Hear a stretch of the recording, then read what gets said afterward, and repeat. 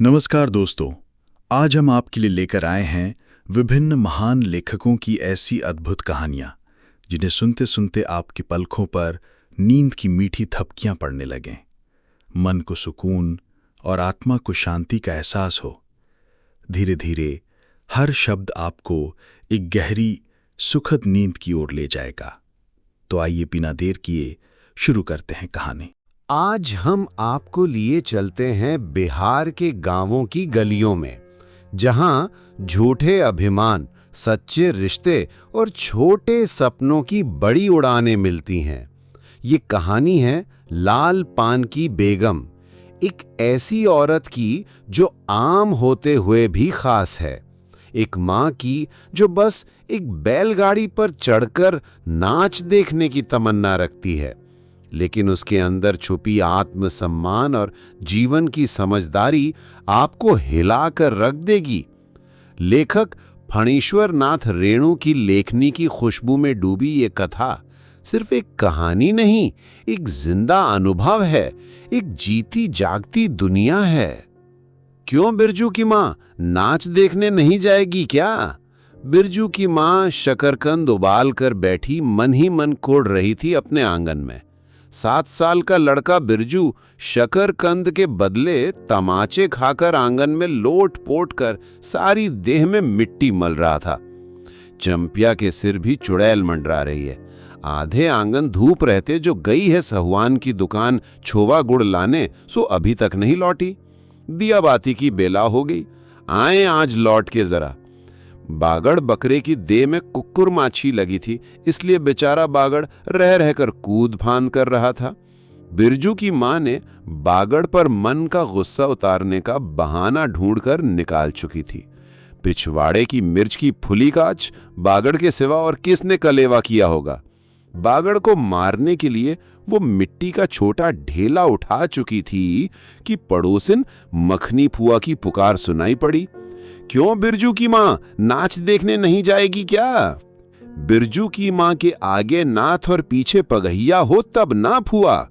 गरम गुस्से में बुझी नुकीली बात फुआ की देह में धंस गई और बिरजू के माँ ने हाथ के ढेले को पास ही फेंक दिया।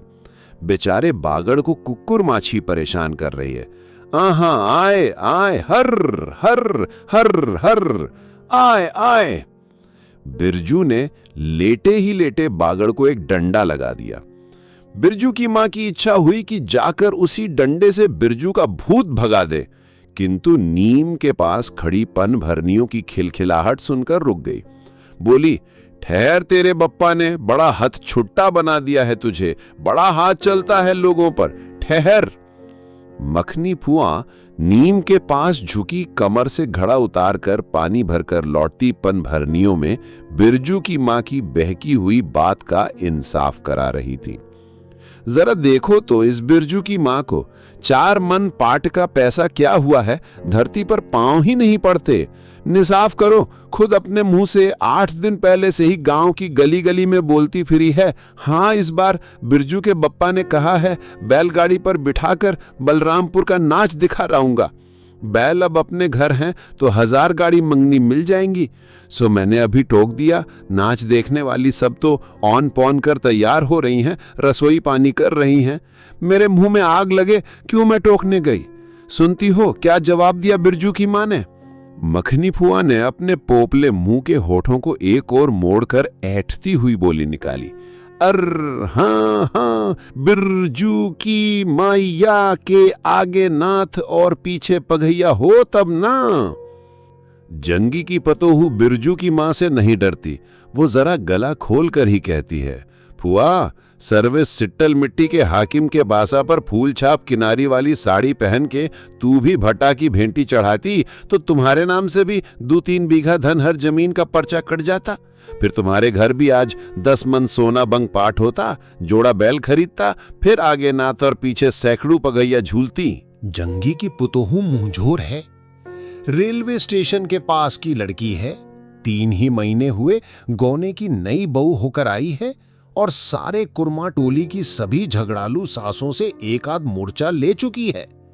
उसका ससुर जंगी दागी चोर है, सी क्लासी है। उसका खसम रंगी कुर्मा टोली का नामी लठैत इसीलिए हमेशा सींग खुजाती फिरती जंगी की पुतोहू। बिरजू की मां के आंगन में जंगी की पुतोहू की गला खोल बोली गुलेल की गोलियों की तरह दंदलाती हुई आई थी। बिरजू के मां ने एक तीखा जवाब खोजकर निकाला, लेकिन मन मसोस कर रह गई। गोबर की ढेरी में कौन ढेला फेंके।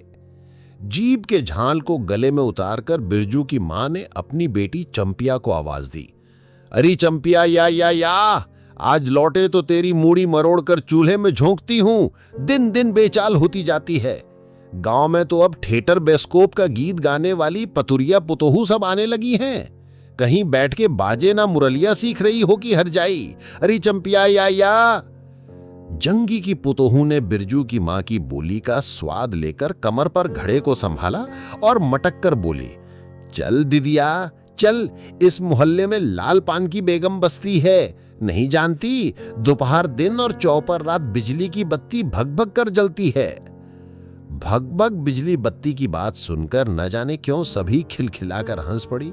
फुआ की टूटी हुई दंत पंक्तियों के बीच से एक मीठी गाली निकली, शैतान की नानी।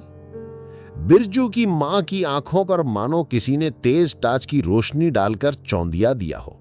भग भग बिजली बत्ती। 3 साल पहले सर्वे कैंप के बाद गांवों की जलनडाही औरतों ने एक कहानी गढ़ के फैलाई थी। चंपिया की मां के आंगन में रात भर बिजली बत्ती भुकभुकाती थी। चंपिया की मां के आंगन में नाक वाले जूते की छाप घोड़े की टाप की तरह जलो जलो और जलो। चंपिया की मां के आंगन में चांदी जैसे पाट सूखते देखकर जलने वाली सब औरतें खलिहान पर सोनोली धान के बोझों को देखकर बैंगन का भुर्ता हो जाएंगी। मिट्टी के बर्तन से टपकते हुए छोबा गुड़ को उंगलियों से चाटती हुई चंपिया आई और मां के तमाचे खाकर चीख पड़ी, मुझे क्यों मारती है? सहुआइन जल्दी सौदा नहीं देती है। सहुआइन जल्दी सौदा नहीं देती कि नानी, एक सहुआइन की दुकान पर मोती झड़ते हैं जो जड़ गाड़ कर बैठी हुई थी। बोल, गले पर लात दे के कल्ला तोड़ दूंगी हर जाई, जो फिर कभी बाजे ना मुरलिया गाते सुना। चाल सीखने जाती है ट्यूशन की छोकरियों से। बिरजू की मां ने चुप होकर अपनी आवाज अंदाजी की कि उसकी बात जंगी के झोंपड़े तक साफ साफ पहुंच गई होगी। बिरजू बीती हुई बातों को भूलकर उठ खड़ा हुआ था और धूल झाड़ते हुए बर्तन से टपकते गुड़ को ललचाई निगाह से देखने लगा था। दीदी के साथ वो भी दुकान जाता तो दीदी उसे भी गुड़ चटाती जरूर। वो शकरकंद के लोभ में रहा और मांगने पर मां ने शकरकंद के बदले, ए मैया, एक अंगली गुड़ दे दे बिरजू। बिरजू ने तलहस्ती फैलाई, दे ना मैया, एक रत्ती भर। एक रत्ती क्यों? उठा के बर्तन को फेंक आती हूं पिछवाड़े में, जाके चाटना। नहीं बनेगी मीठी रोटी।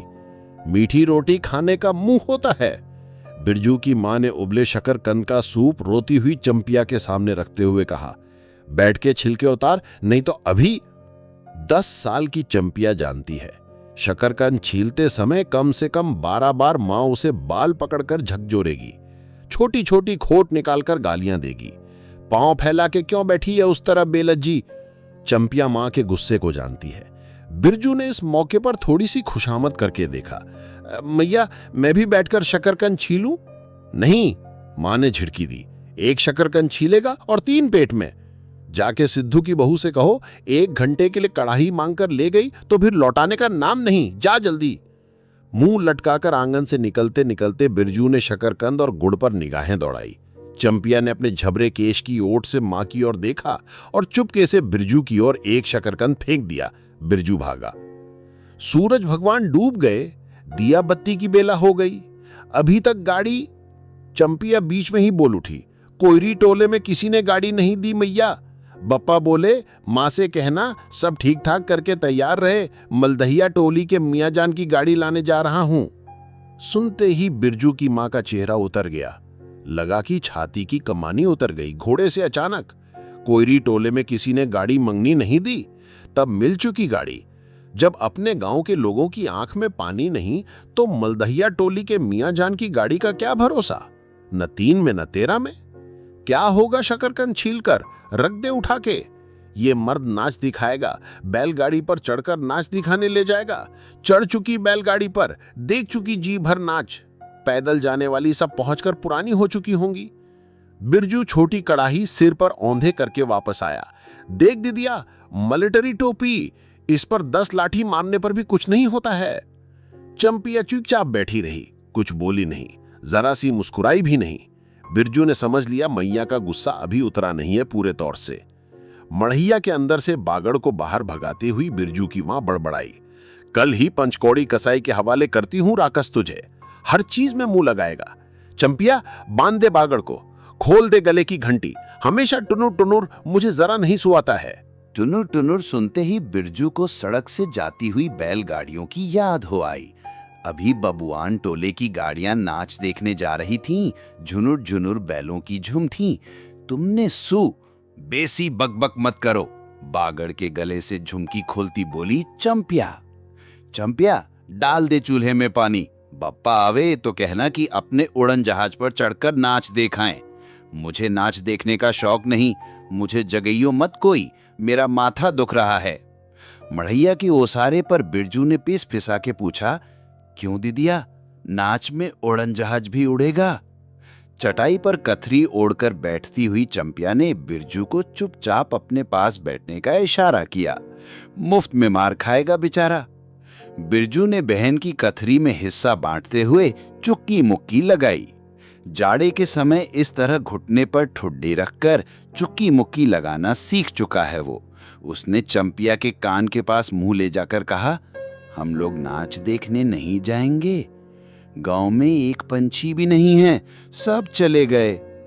चंपिया को तिल भर भी भरोसा नहीं, संझा तारा डूब रहा है, अभी तक बप्पा गाड़ी लेकर नहीं लौटे। 1 महीना पहले से ही मैया कहती थी, बलरामपुर के नाच के दिन मीठी रोटी बनेगी, चंपिया छींट की साड़ी पहनेगी, बिरजू पैंट पहनेगा, बैलगाड़ी कर चढ़कर।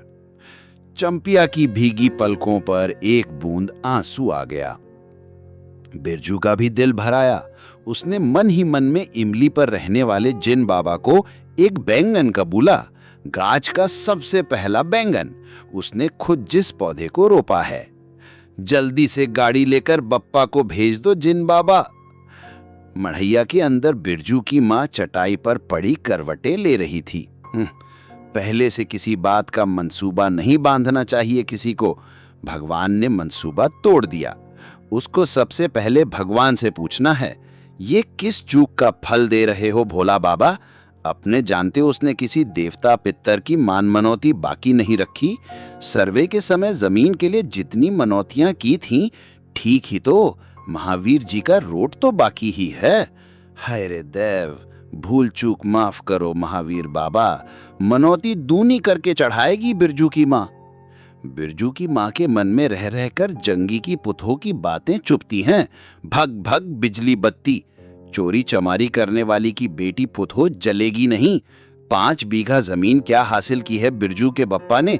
गांव की भाई खोकियों की आंखों में किरकिरी पड़ गई है। खेत में पाट लगा देखकर गांव के लोगों की छाती फटने लगी। धरती फोड़ कर पाट लगा है। बैसाखी बादलों की तरह उमड़ते आ रहे हैं पाट के पौधे। तो अलान तो फलान, इतनी आंखों की धार भला फसल सहे। जहां 15 मन पाट होना चाहिए, सिर्फ 10 मन पाट कांटा पर तौल के ओजन हुआ भगत की यहां। इसमें जलने की क्या बात है भला? बिरजू के बप्पा ने तो पहले ही कुरमा टोली के एक एक आदमी को समझा के कहा, जिंदगी भर मजदूरी करते रह जाओगे, सर्वे का समय हो रहा है, लाठी कड़ी करो तो 2-4 बीघे जमीन हासिल कर सकते हो। सो गांव की किसी पुत खौकी का भतार सर्वे के समय बाबू साहब के खिलाफ खांसा भी नहीं। बिरजू के बप्पा को कम सहना पड़ा है। बाबू साहब गुस्से से सर्कस नाच के बाघ की तरह घुमड़ते रह गए। उनका बड़ा बेटा घर में आग लगाने की धमकी देकर गया। आखिर बाबू साहब ने अपने सबसे छोटे लड़के को भेजा। बिरजू की मां को मौसी कह के पुकारा, ये जमीन बाबूजी ने मेरे नाम से खरीदी थी, मेरी पढ़ाई लिखाई उसी जमीन की उपज से चलती है। और भी कितनी बातें। खूब मोहना जानता है वो तजरा सा लड़का, जमींदार का बेटा है कि। चंपिया, बिरजू सो गया क्या? यहां आजा बिरजू, अंदर। तू भी आजा चंपिया, भला आदमी आए तो एक बार आज। बिरजू के साथ चंपिया अंदर चली गई। डिबरी बुझा दे, बप्पा बुलाएं तो जवाब मत देना, खपची गिरा दे। भला आदमी रे भला आदमी, मुंह देखो जरा इस मर्द का। बिरजू की माँ दिन रात मंझा न देती रहती तो ले चुके थे जमीन। रोज आकर माथा पकड़ के बैठ जाएं, मुझे जमीन नहीं लेनी है बिरजू की माँ, मजदूरी ही अच्छी है।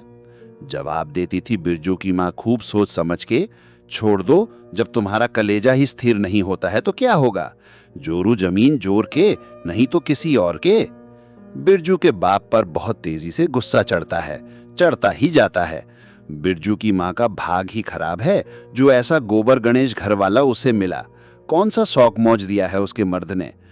कोल्हू के बैल की तरह खटकर सारी उम्र काट दी इसके यहाँ, कभी एक पैसे की जलेबी भी लाकर दी है उसके खसम ने। पाट का दाम भगत की यहाँ से लेकर बाहर ही बाहर बैल हट्टा चले गए। बिरजू की माँ को एक बार नमरी लोट देखने भी नहीं दिया आंख से। बैल खरीद लाए, उसी दिन से गांव में ढिंढोरा पीटने लगे, बिरजू की माँ इस बार बैलगाड़ी पर चढ़कर नाच देखेगी, दूसरे की गाड़ी के भरोसे नाच दिखाएगा। अंत में उसे अपने आप पर क्रोध आया। वो खुद भी कुछ कम नहीं, उसकी जीभ में आग लगे। बैलगाड़ी पर चढ़कर नाच देखने की लालसा किसी को समय में उसके मुख से निकली थी भगवान जाने। फिर आज सुबह से दोपहर तक किसी न किसी बहाने उसने 18 बार बैलगाड़ी पर नाच देखने की चर्चा छेड़ी है। लो खूब देखो नाच, कथरी के नीचे दुशाले का सपना।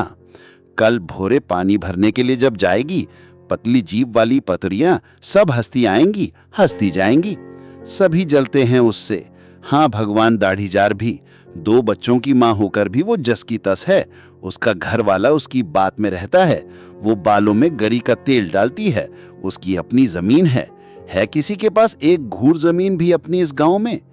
जलेंगे नहीं, 3 बीघे में धान लगा हुआ है अघनी, लोगों की बिखदीट से बचे तब तो। बाहर बैलों की घंटियां सुनाई पड़ी। तीनों सतर्क हो गए, उत्कर्ण होकर सुनते रहे। अपने ही बैलों की घंटी है, क्यूरी कुपिया? चंपिया और बिरजू ने प्रायः एक ही साथ कहा, चुप बिरजू, की मां ने फिसफिसा के कहा, शायद गाड़ी भी है, घड़घड़ाती है ना? दोनों ने फिर हुंकारी भरी। चुप, गाड़ी नहीं है, तू चुपके से टट्टी में छेद करके देख तो आ चंपी। भाग्या, चुपके। चंपिया बिल्ली की तरह हौले हौले पांव से टट्टी के छेद से झांकाई। हाँ मैया, गाड़ी भी है। बिरजू हड़बड़ा कर उठ बैठा। उसकी मां ने उसका हाथ पकड़कर सुला दिया। बोले मत। चंपिया भी गुदड़ी के नीचे घुस गई। बाहर बैलगाड़ी खोलने की आवाज हुई। बिरजू के बप्पा ने बैलों को जोर से डांटा। आ गए घर आने के लिए छाती फटी जाती थी। बिरजू की मां ताड़ गई। जरूर मलदहिया टोली में गांजे की चिलम चढ़ रही थी। आवाज तो बड़ी खनखनाती हुई निकल रही है। चंपिया, बाहर से पुकार कर कहा उसके बाप ने। बैलों को घास दे दे चंपिया। अंदर से कोई जवाब नहीं आया। चंपिया के बाप ने आंगन में आकर देखा तो न रोशनी, न चिराग, न चूल्हे में आग। बात क्या है? नाच देखने उतावली होके पैदल ही चली गई क्या? बिरजू के गले में खसखसाहट हुई और उसने रोकने की पूरी कोशिश भी की, लेकिन खांसी जब शुरू हुई तो पूरे 5 मिनट तक वो खांसता रहा। बिरजू, बेटा बिरजू मोहन, बिरजू के बाप ने पुचकार कर बुलाया। मैया गुस्से के मारे सो गई क्या? अरे अभी तो लोग जा ही रहे हैं। बिरजू की मां के मन में आया कि कस के जवाब दे, नहीं देखना है नाच, लौटा दो गाड़ी। चंपिया, उठती क्यों नहीं? ले, धान की पंसीस रख दे। धान की बालियों का छोटा झब्बा झोपड़े के ओसारे पर रखकर उसने कहा, दिया बालो। बिरजू की मां उठकर ओसारे पर आई। 1.5 पहर रात को गाड़ी लाने की क्या जरूरत थी? नाच तो अब खत्म हो रहा होगा। ढिबरी की रोशनी में धान की बालियों का रंग देखते ही बिरजू की मां के मन का सब मैल दूर हो गया। धानी रंग उसकी आंखों से उतरकर रोम रोम में घुल गया। नाच अभी शुरू भी नहीं हुआ होगा। अभी अभी बलरामपुर के बाबू की संपन्नी गाड़ी मोहनपुर होटल बंगला से हाकिम साहब को लाने गई है। इस साल आखिरी नाच है। 25 टट्टी में खोस दे, अपने खेत का है। अपने खेत का? हुलसती हुई बिरजू की मां ने पूछा। पक गए धान? नहीं, 10 दिन में अघन चढ़ते चढ़ते लाल होकर झुक जाएंगी सारे खेत की बालियां।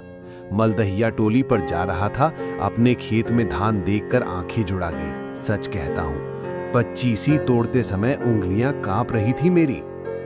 बिरजू ने धान की एक बाली से एक धान लेकर मुंह में डाल लिया और उसकी माँ ने एक हल्की डांट दी। कैसा लुक्खड़ है तू रे, इन दुश्मनों के मारे कोई नेम धर्म बचे। क्या हुआ, डांटती क्यों है? नवान्न के पहली ही नया धान जुठा दिया, देखती नहीं? अरे इन लोगों का सब कुछ माफ है, चिरई चुरमुन है ये लोग। दोनों के मुंह में नवान्न के पहले नया अन्न ना पड़े। इसके बाद चंपिया ने भी धान की बाली से 2 धान लेकर दांतों तले दबाए। ओ मैया, इतना मीठा चावल, और गमकता भी है न दिदिया। बिरजू ने फिर मुंह में धान लिया। रोटी पोटी तैयार कर चुकी क्या? बिरजू के बप्पा ने मुस्कुराकर पूछा। नहीं, मान भरे सुर में बोली बिरजू की माँ। जाने का ठीक ठिकाना नहीं और रोटी बनाती। वाह, खूब हो तुम लोग। जिसके पास बैल है उसे गाड़ी मंगनी नहीं मिलेगी भला। गाड़ी वालों को भी कभी बैल की जरूरत होगी, पूछूंगा तब कोयरी टोला वालों से। ले जल्दी से रोटी बना ले, देर नहीं होगी। अरे टोकरी भर रोटी तो तू पलक मारते बना देती है, 5 रोटियां बनाने में कितनी देर लगेगी? अब बिरजू की माँ के होठों पर मुस्कुराहट खुलकर खिलने लगी। उसने नजर बचाकर देखा, बिरजू का बप्पा उसकी ओर एकटक निहार रहा है।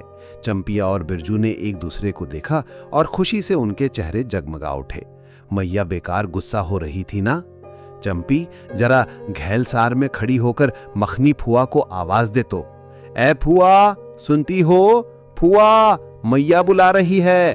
फुआ ने कोई जवाब नहीं दिया, किंतु उसकी बड़बड़ाहट स्पष्ट सुनाई पड़ी। हाँ, अब फुआ को क्यों गुहारती है? सारे टोले में बस एक फुआ ही तो है बिना नाथ पगहिया वाली। अरे फुआ, बिरजू की माँ ने हंसकर जवाब दिया। उस समय बुरा मान गई थी क्या? नाथ पगहिया वाले को आकर देखो, दोपहर रात में गाड़ी लेकर आया है। आ जाओ फुआ, मैं मीठी रोटी पकाना नहीं जानती। फुआ कांकती खांसती आई। इसी के घड़ी पहर दिन रहते ही पूछ रही थी कि नाच देखने जाएगी क्या? कहती तो मैं पहले से ही अपनी अंगीठी यहां सुलगा जाती। बिरजू की मां ने फुआ को अंगीठी दिखला दी और कहा, घर में अनाज दाना वगैरह तो कुछ है नहीं, एक बागड़ और कुछ बर्तन बासन, सो रात भर के लिए यहाँ तंबाकू रख जाती हूँ। अपना हुक्का ले आई हो ना फुआ? फुआ को तंबाकू मिल जाए तो रात भर क्या 5 रात बैठकर जाग सकती है। फुआ ने अंधेरे में टटोल कर तंबाकू का अंदाज किया। ओहो, हाथ खोलकर तंबाकू रखा है बिरजू की माँ ने, और एक वो है सहुआइन। राम कहो, उस रात को अफीम की गोली की तरह 1 मटर भर तंबाकू रखकर चली गई गुलाब बाग मेले और कह गई कि डिब्बी भर तंबाकू है। बिरजू की माँ चूल्हा सुलगाने लगी। चंपिया ने शकरकंद को मसल कर गोले बनाए और बिरजू सिर पर कड़ाही औंधा कर अपने बाप को दिखलाने लगा। मलेटरी टोपी, इस पर 10 लाठी मारने पर भी कुछ नहीं होगा। सभी ठठाकर हंस पड़े। बिरजू की मां हंसकर बोली, ताखे पर 3-4 मोटे शकरकंद हैं, दे दे बिरजू को चंपिया, बेचारा शाम से ही। बेचारा मत कहो मैया, खूब सचारा है। अब चंपिया चहकने लगी। तुम क्या जानो कतरी के नीचे मुंह क्यों चल रहा था बाबू साहब का? बिरजू के टूटे दूध की दांतों की फांक से बोली निकली, ब्लैक मार्टिन में 5 शकरकंद खा लिया। हा हा हा। सभी फिर ठठाकर हंस पड़े। बिरजू की मां ने फुआ का मन रखने के लिए पूछा, 1 कनवा गुड़ है, आधा दूं फुआ? फुआ ने गदगद होकर कहा, अरे शकरकंद तो खुद मीठा होता है, उतना क्यों डालेगी? जब तक दोनों बैल दाना घास खाकर एक दूसरे की देह को जीभ से चाटे, बिरजू की मां तैयार हो गई। चंपिया ने छीट की साड़ी पहनी और बिरजू बटन के अभाव में पैंट पर पटसन की डोरी बंधवाने लगा। बिरजू की मां ने आंगन से निकल गांव की ओर कान लगाकर सुनने की चेष्टा की। इतनी देर तक भला पैदल जाने वाले रुके रहेंगे? पूर्णिमा का चांद सिर पर आ गया है।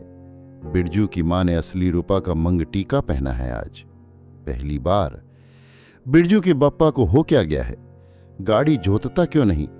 मुंह की ओर एकटक देख रहा है मानो नाच की लाल पान की। गाड़ी पर बैठते ही बिरजू की मां की देह में एक अजीब गुदगुदी लगने लगी। उसने बांस की बल्ली को पकड़कर कहा, गाड़ी पर अभी बहुत जगह है, जरा दाहिनी सड़क से गाड़ी हाँकना। बैल जब दौड़ने लगे और पहिया जब चूं चूं करके घरघराने लगा तो बिरजू से नहीं रहा गया। उड़न जहाज की तरह उड़ाओ बप्पा। गाड़ी जंगी के पिछवाड़े पहुंची। बिरजू की मां ने कहा, जरा जंगी से पूछो ना, उसकी पतोहू नाच देखने चली गई क्या? गाड़ी के रुकते ही जंगी के झोंपड़े से आती हुई रोने की आवाज स्पष्ट हो गई। बिरजू के बाप ने पूछा, अरे जंगी भाई, काहे कन्ने रोहणिक हो रहा है आंगन में?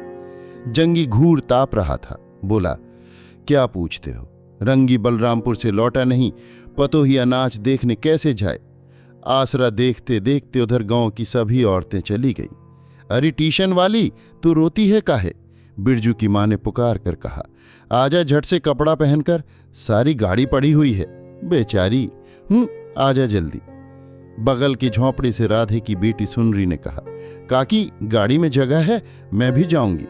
बांस की झाड़ी के उस पार लरेना खवास का घर है, उसकी बहू भी नहीं गई है। गिल्लट का झुमकी कड़ा पहनकर झमकती आ रही है।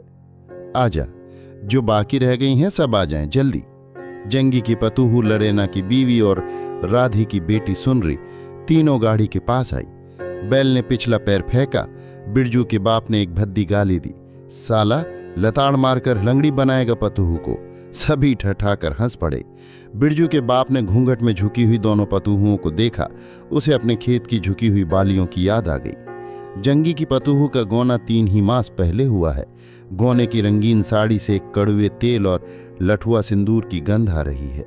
बिरजू की मां को अपने गौने की याद आई। उसने कपड़े की गठरी से 3 मीठी रोटियां निकाली और कहा, खा ले एक एक करके, सिमराह के सरकारी कूप में पानी पी लेना। गाड़ी गांव से बाहर होकर धान के खेतों के बगल से जाने लगी।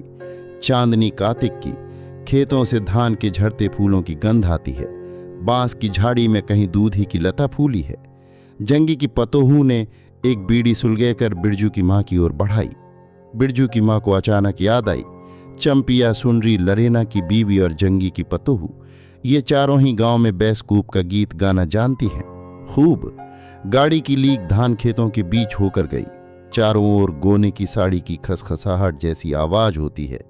बिरजू की मां के माथे के मंग टीके पर चांदनी छिटकती है। अच्छा, अब एक बैसकूप का गीत गा तो चंपिया, डरती काहे है? जहां भूल जाओगी बगल में मास्टरनी बैठी ही है। दोनों पतोहू ने तो नहीं, किंतु चंपिया और सुनरी ने खंखार कर गला साफ किया। बिरजू के बाप ने बैलों को ललकारा, चल भैया और जरा जोर से गा रे चंपिया, नहीं तो मैं बैलों को धीरे धीरे चलने को कहूंगा। जंगी की पतोहू ने चंपिया के कान के पास घूंघट ले जाकर कुछ कहा और चंपिया ने धीमे से शुरू किया, चंदा की चांदनी। बिरजू की मां को गोद में लेकर बैठी उसकी इच्छा हुई कि वो भी साथ साथ गीत गाए। बिरजू की मां ने जंगी की पतोहू को देखा, धीरे धीरे गुनगुना रही है वो भी। कितनी प्यारी पतोहू है। गौने की साड़ी से एक खास किस्म की गंध निकलती है। ठीक ही तो कहा है उसने, बिरजू की मां बेगम है, लाल पान की बेगम। ये तो कोई बुरी बात नहीं। हाँ, वो सचमुच लाल पान की बेगम है। बिरजू की मां ने अपनी नाक पर दोनों आंखों को केंद्रित करने की चेष्टा की और अपने रूप की झांकी ली। लाल साड़ी की झिलमिल किनारी, मंग टीका पर चांद। बिरजू की मां के मन में अब और कोई लालसा नहीं, उसे नींद आ रही है।